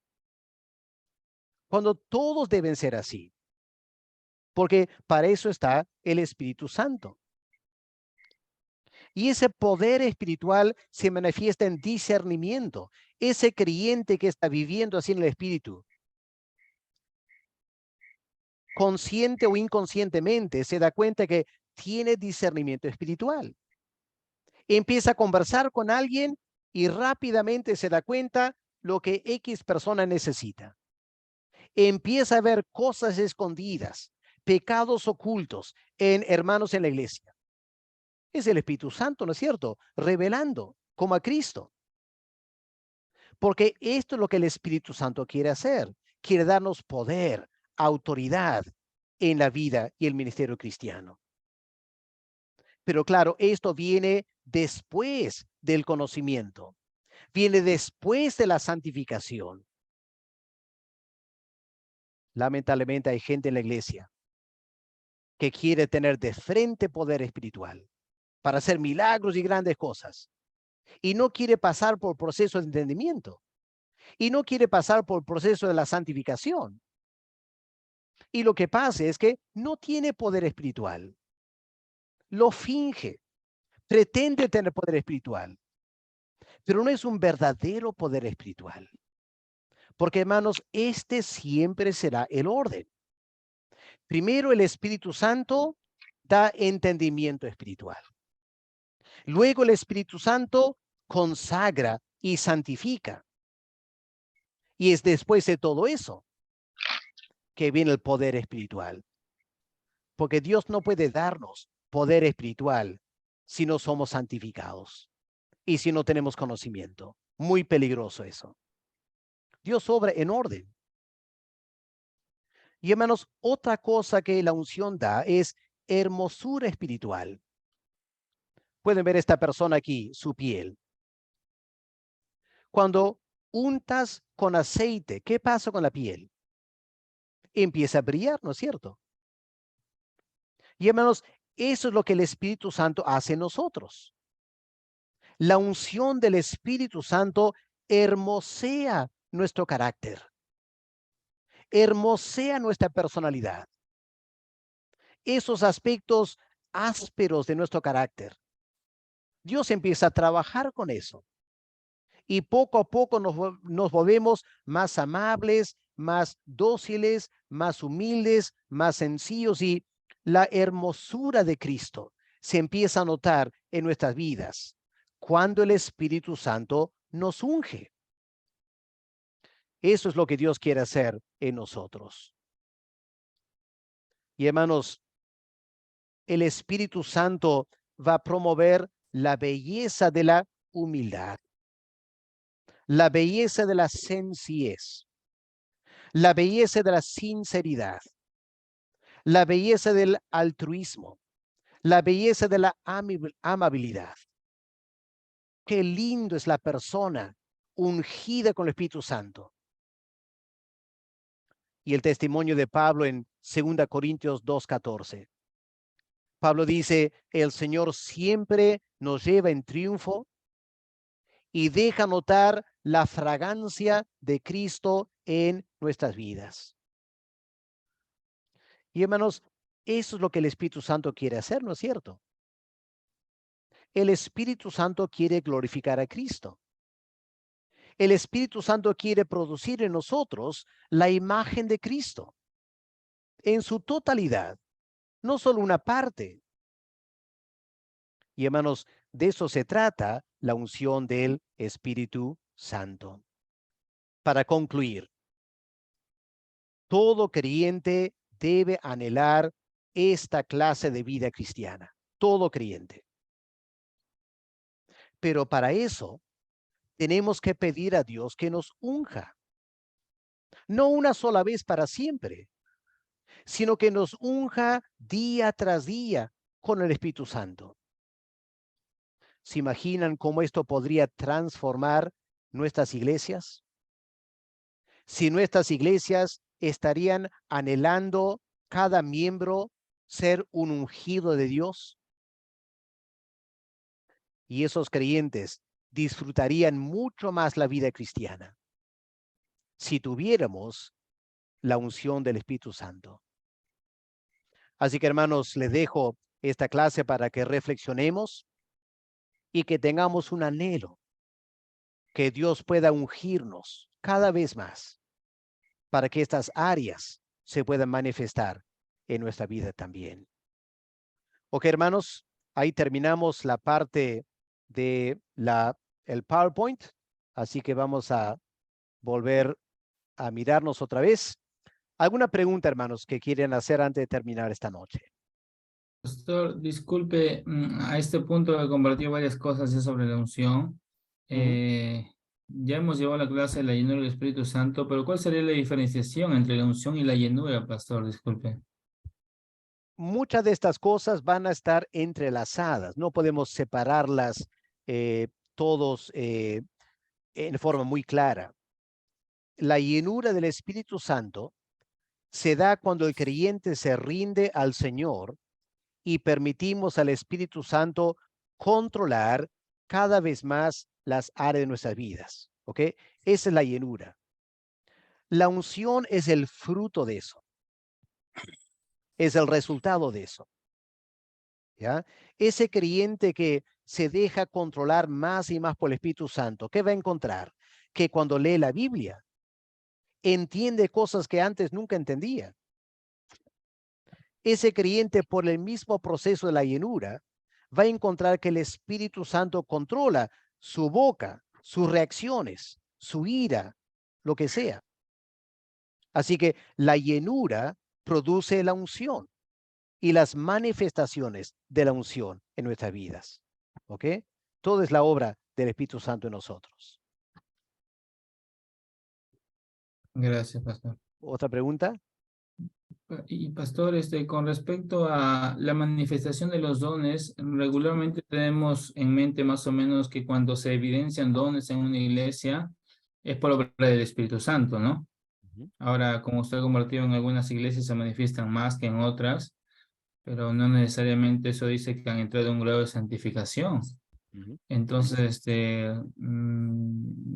cuando se entiende que en una iglesia hay manifestaciones del Espíritu Santo, no a través de los dones, eso da la idea de un poder, ¿no? Que Dios lo está permitiendo también. Entonces, ¿hasta qué punto es Dios permitiendo la manifestación de los dones? Y eso no podría traer confusión con respecto a este poder, pastor.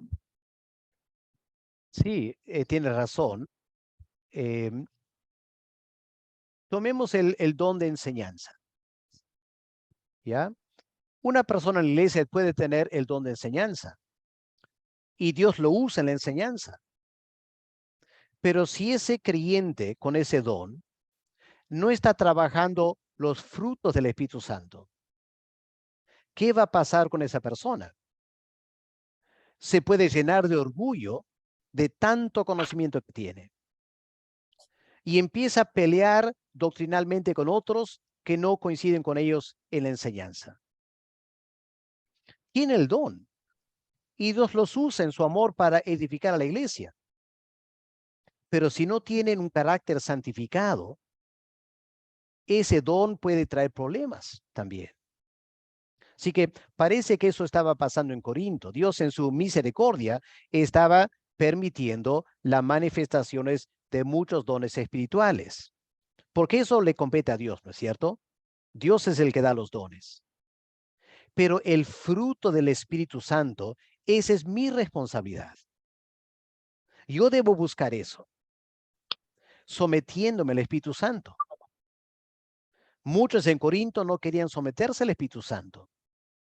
Y por eso se produjo esta situación donde había muchos dones espirituales, pero habían pocos frutos espirituales. ¿Ya? Y el orden, hermanos, siempre debe ser, busquemos los frutos primero, para que no estropeemos el don espiritual que Dios nos da. ¿Ok? Pastor, cuando usted estaba hablando, por decir, de las iglesias pentecostales, acerca de la unción y justamente a través de las experiencias ellos más, me parece, usan eso y tienen grandes expectativas y todas esas cosas que ya eso viene a través de la historia, ¿no? La pregunta sería, por ejemplo, siempre he escuchado y estaba hablando con un hermano acerca de la doble unción del Espíritu Santo, que ellos usan esa palabra. Yo me imaginaba que sean el caso de Eliseo. Y para ellos, por ejemplo, la doble unción es lo máximo, ya que todo hermano puede haber llegado hasta ni te escuchan, es posible. ¿Qué sabe acerca de esto, de la doble unción? ¿En qué sentido están ellos hablando de esto? Bueno, que yo sepa, la única referencia a la doble unción es el caso del profeta Eliseo, que pidió una doble porción del Espíritu Santo, no una doble unción, una doble porción. Ahora, es precisamente aquí que entra el problema de la falta de entendimiento. Y muchas personas que hablan del Espíritu Santo no entienden mucho lo que están hablando. Cuando Eliseo pide una doble porción, comentaristas tienen dos interpretaciones aquí. Una interpretación es que Eliseo está pidiendo doble de la cantidad del profeta Elías, que suena un poco jactancioso, ¿no es cierto? Pero en la cultura de ese tiempo, ¿quién recibía la doble porción de la herencia? El hijo mayor, el heredero. Así que cabe la posibilidad de que cuando Eliseo pide una doble porción del Espíritu, lo que él estaba diciendo en nuestros términos era simplemente, yo quiero ser tu heredero. ¿Ok? Aparte de eso, no hay referencia en la Biblia de una doble unción, ¿no? Se habla de la unción del Espíritu Santo. La unción se puede repetir 2, 3, 4, 5, un montón de veces. ¿Ok? Pero no hay algo como doble unción en ese sentido, ¿no? Que se está usando. ¿Ok, Peter?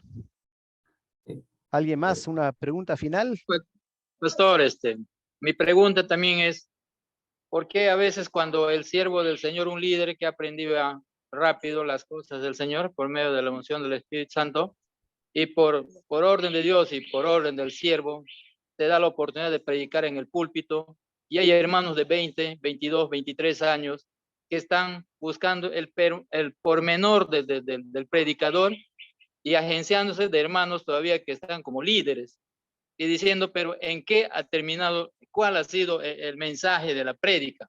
Pero el mensaje es bien claro, el evangelismo que termina, ¿no? Pero ellos, el antiguo, se agencia del líder nuevo, o sea, están mirando el pormenor ahí del líder que sube a predicar. Entonces, pastor, ¿cómo se le toma a ese tipo de hermanos? Cuando dice están buscando el pormenor, ¿te refieres a buscar cualquier error que cometen y criticarlo por eso? Ya.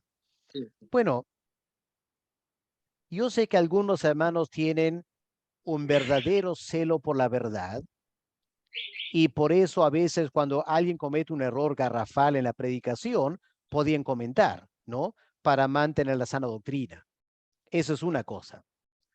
Otra cosa muy diferente es estar escuchando finamente, queriendo a propósito encontrar algún error para criticar, para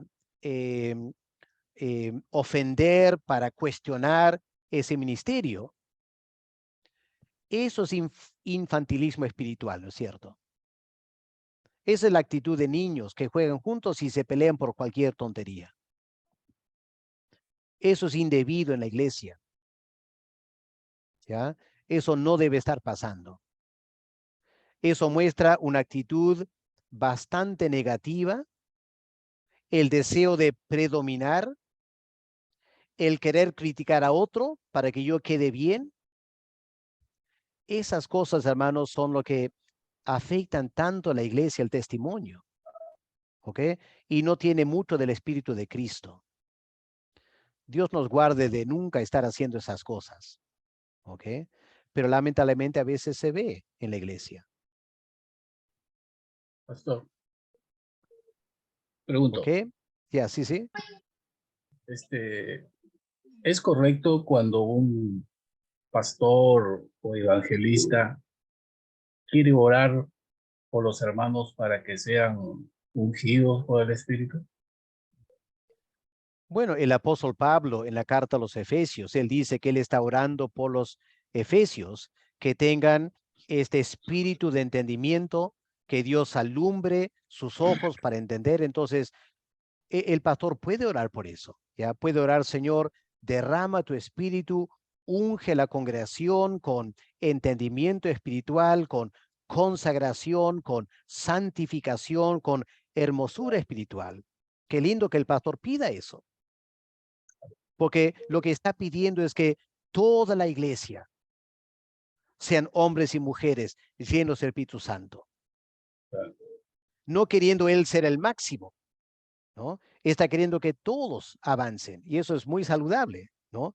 Que lo haga de todo corazón. Gracias. Pastor, ahí solamente cuando se habla del Espíritu Santo como sello, que ya está en nosotros, los que hemos sido regenerados, pedir que el Espíritu Santo venga, se puede interpretar como que no está en nosotros y puede mal dar entendimiento a los que escuchan, porque Él ya mora en nosotros.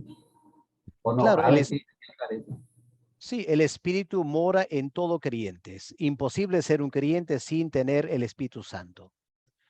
El Espíritu Santo es una persona, así que lo tienes o no lo tienes.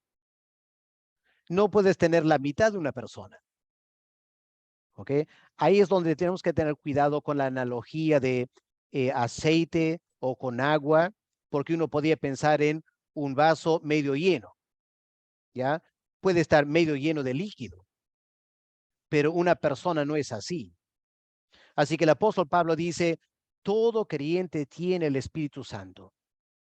Y tenemos la totalidad del Espíritu Santo, no una parte del Espíritu Santo. Pero el problema es que el Espíritu Santo solo tiene una parte de nosotros. Ese es el problema. Que no estoy dejando al Espíritu Santo fluir en mi vida. Yo pongo toda clase de obstáculo. No quiero que el Espíritu Santo toque esta área o la otra área o la otra área de mi vida. Y en la medida que yo pongo barreras, yo tengo el Espíritu Santo en mí, pero él no puede manifestarse con total libertad porque yo pongo las barreras. Entonces, tengo que aprender a eliminar esas barreras. Eso es lo que llamamos el quebranto delante de Dios. Cuando Dios nos revela en esta área, no estoy rendido al Espíritu Santo. Tengo que entregar esa área. Ahora, en la medida que eso va pasando y el Espíritu Santo controla más y más de mi vida, voy a experimentar este poder espiritual. Y el sello del Espíritu Santo, parte del sello, es el Espíritu Santo da testimonio con mi espíritu que yo soy hijo de Dios. Y otras cosas que él hace como el sello, ¿no? Pero ese obrar del Espíritu como sello va de la mano con la llenura del Espíritu Santo. No puedo esperar que el Espíritu Santo haga una tremenda obra sellándome si estoy cerrando varias áreas de mi vida al Espíritu Santo. Tengo que rendirme a Él. Y en la medida que yo me rindo a Él, Él se va a manifestar más y más en mi vida. ¿Ok? Bien. Pastor Alex, buenas noches. Buenas noches. Pastor, Adelante, acá en nuestra iglesia, me lo comentaron no sé si decirles todavía si son creyentes o no, pero son personas que han venido a la iglesia, han recibido al Señor, se han bautizado y ellos han entendido y comprendieron el evangelio, pero yo lo pongo entre comillas, pero que tienen la seguridad de salvación. ¿Me entienden? Han entendido que ellos que tienen la seguridad de salvación, ya que el texto nos dice que el mismo espíritu da testimonio a nuestro espíritu.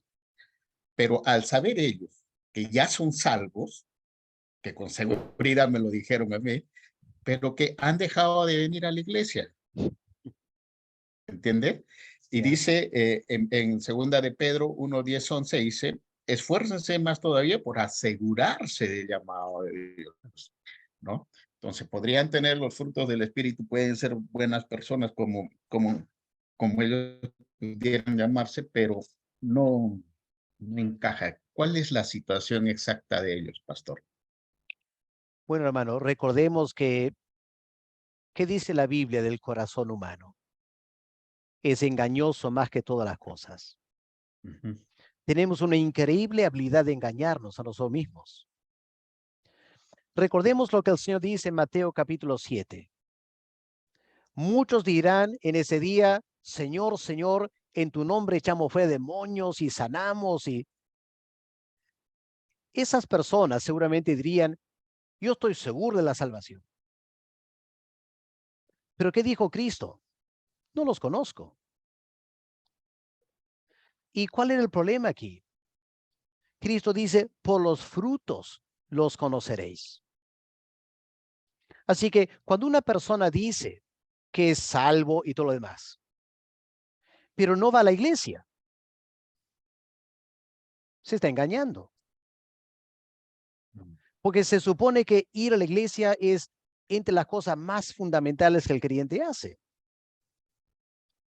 El otro día estaba hablando con una persona que estaba reclamándome si yo era calvinista, no era calvinista y varias otras preguntas.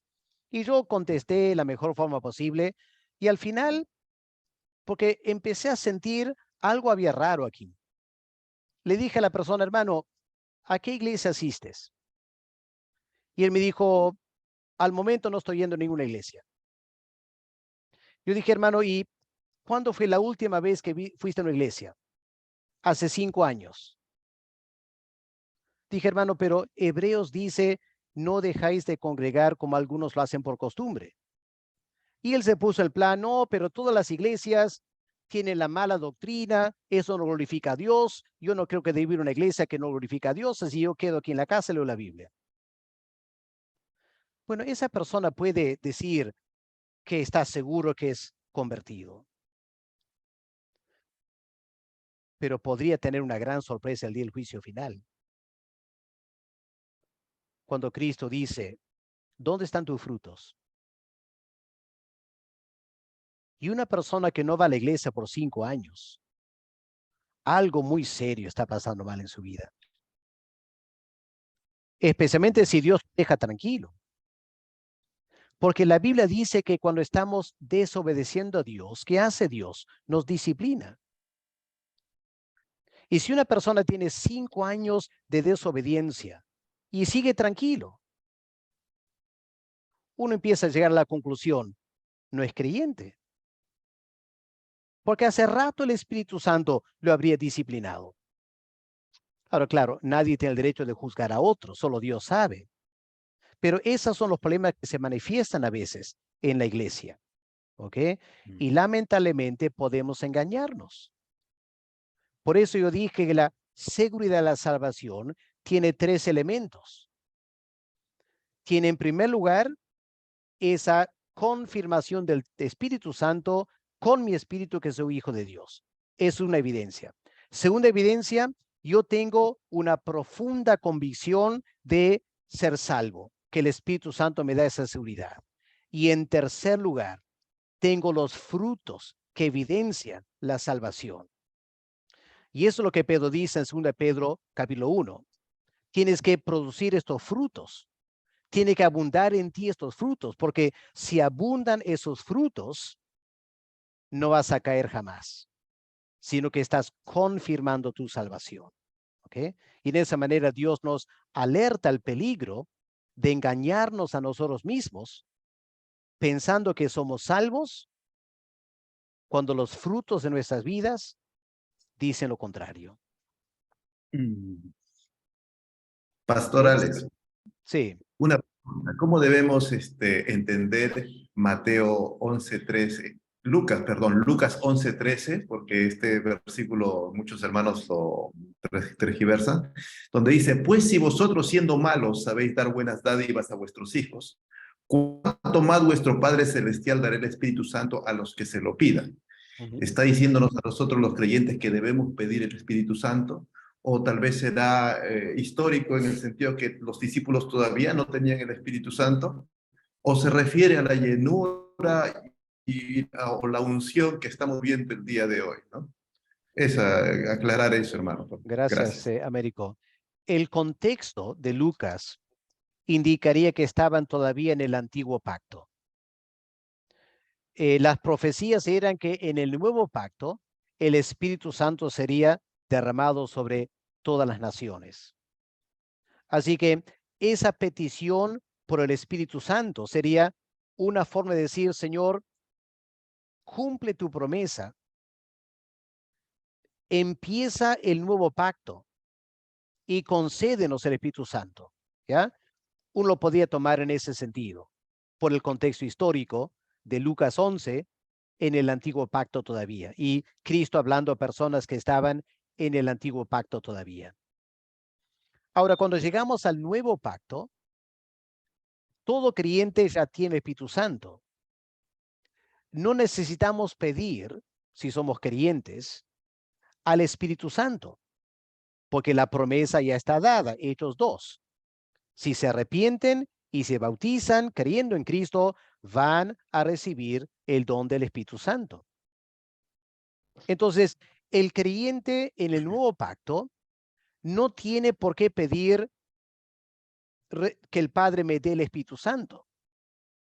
Pero sí lo que podemos pedir es que el Padre me dé la llenura del Espíritu Santo, que el Padre me dé el sello del Espíritu Santo, que el Padre me dé la unción del Espíritu Santo. Y vamos a seguir viendo otras cosas que el Espíritu Santo hace. Eso sí podemos pedir. Pero obviamente si ya somos creyentes y tenemos el Espíritu Santo, no es apropiado decir, Padre, dame el Espíritu Santo. Un inconverso sí podía orar eso, ¿no? Pero no un creyente. Amén. Ojalá Gracias. que eso aclare un poquito, ¿ya? Amén.